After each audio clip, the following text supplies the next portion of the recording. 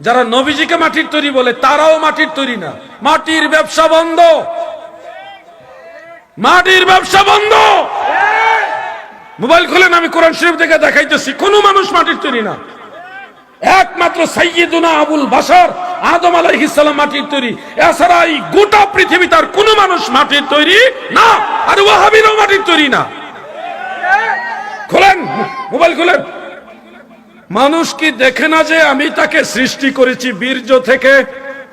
অতঃপর তখনই সে হয়ে গেল প্রকাশ্য বাক বিতণ্ডাকারী। অর্থাৎ আল্লাহ মানুষকে সৃষ্টি করেছে, আরবি শব্দটা হলো নুতফা, আর এখানে অনুবাদ করা হয়েছে বীর্য, মানে শুক্রাণু ডিম্বাণু। শুক্রাণু ডিম্বাণু, ডোন্ট মাইন্ড প্লিজ, বিজ্ঞানের যুগ, মোটামুটি সবাই জানেন এগুলি। আমাদের সবারই মা বোন আছে, ওনাদের প্রতি সম্মান রেখে এই বিষয়টা ক্লিয়ার করার জন্য আপনাদেরকে আমি বলছি। এরকম আমার জানা মতে কোরআন শরীফের 12টা আয়াত আছে। কয়টা? 12টা আয়াত আছে যে আল্লাহ তাআলা মানুষকে সৃষ্টি করেছে নুতফা থেকে। কি থেকে বলেন না? কি থেকে?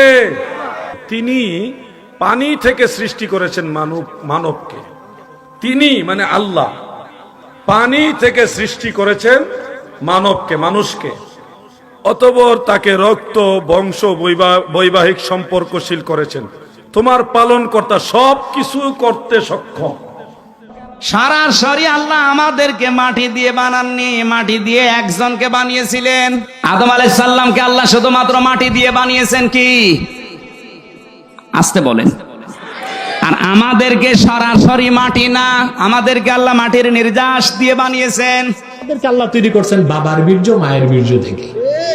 ঈসারে বানাইছেন ফু দিয়া, হাওয়ারে বানাইছেন হাড্ডি দিয়া।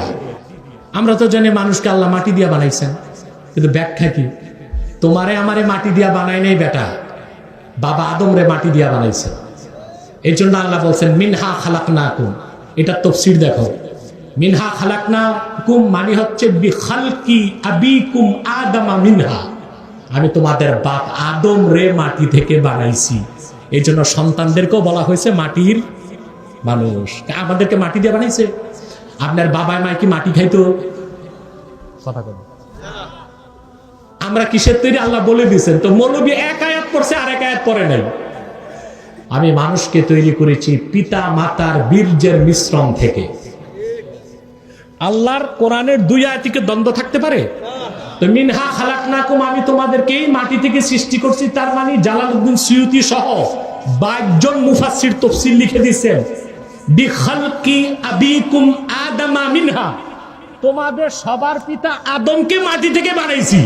এই জন্য সবার ক্ষেত্রে বলছেন আদম সন্তান, যেহেতু আদমের সন্তান, যে তোমাদেরকে আমি মাটি থেকে বানাইছি। এই আয়াতের অপব্যাখ্যার সুযোগ নাই।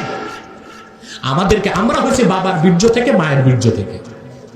আবার আদমকে বানাইছেন মাটি দিয়া, তার বউকে মাটি দিয়া বানান নাই, তার বউ হাওয়ারে বানাইছেন আদমের হাড্ডি দিয়া। আবার ঈসার তো বাবাই ছিল না, ঈসারে বানাইছেন আল্লাহ ফু দিয়া। কোরআন শরীফের একটা আয়াতের তরজমা দিয়েই মুফতি হওয়া যায় না। সব তাফসীর পড়তে হবে, বুঝতে হবে, মুফাসসিরগণ কি বলছেন তা জানতে হবে। বাই স্টেজ মাটি ডেভেলপ হচ্ছে, মাটি ডেভেলপ হচ্ছে। কেন? এই মাটি থেকে আল্লাহ জীবনের সঞ্চার করবেন, মাটি থেকে জীবনের সঞ্চার করবেন। সেই মাটিকে মওলাই করিম কুরআনে পাকের মধ্যে আল্লাহ 7 স্তরে, স্টেজে আল্লাহ মাটিকে ডেভেলপ করছেন। এটা আমার সৃষ্টি, আল্লাহ আমাকে স্মরণ করিয়ে দিচ্ছেন। ফানাসিয়া খালকা, ডেভেলপ করতে করতে করতে এরপরে আমি এখান থেকে মানুষ বানিয়ে এই মাটি থেকে আমি একেবারে নিচড়কে আমি একটা ড্রপ বের করেছি। কি বের করেছি? ড্রপ, পানির একটা বিন্দু। সেই পানির বিন্দুকে তোমার বাবার পিঠে রেখেছি। তোমার বাবার পিঠ থেকে সিস্টেম্যাটিক্যালি সেটা তোমার মায়ের গর্ভের মধ্যে, বোমের মধ্যে আমি দিয়েছি।